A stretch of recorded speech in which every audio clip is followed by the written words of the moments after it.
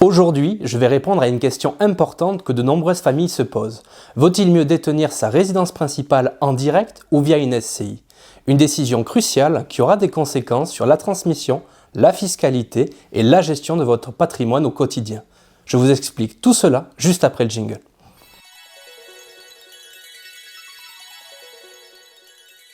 La résidence principale, c'est bien plus qu'un simple actif. C'est votre lieu de vie, votre foyer familial, une partie de votre histoire.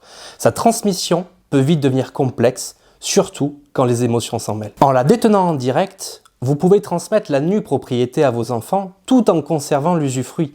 Cela vous permet de préparer sa transmission tout en continuant d'habiter le bien, voire même de le louer et d'en percevoir les loyers. Mais attention, toute décision importante, comme la vente du bien, nécessitera l'accord de vos enfants.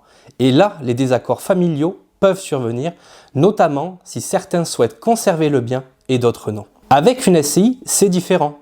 Les statuts de la société peuvent être rédigés de manière à ce que vous, en tant qu'usufruitier, gardiez un contrôle total. Vous pouvez vendre ou louer sans consulter vos enfants, même s'ils détiennent la nue propriété des parts. En direct, si vous et vos enfants décidez de vendre le bien et qu'une plus-value se dégage, vos enfants sont redevables d'un impôt sur leurs droits en nue propriété. Alors que, dans une SCI, tout est possible et il est possible de prévoir dans les statuts que la plus-value soit intégralement à la charge de l'usufruitier, c'est-à-dire vous. Comme c'est la résidence principale, vous bénéficiez d'une exonération totale. Cependant, la SCI n'est pas sans inconvénients. Contrairement à une détention indirecte, vous perdez certains avantages. Par exemple, l'abattement de 30% sur la résidence principale pour le calcul de l'IFI, ou encore l'éligibilité à certaines aides. Il est important de noter que cette stratégie doit s'inscrire dans une réflexion globale. Elle dépend de votre patrimoine, de vos objectifs et de votre situation familiale.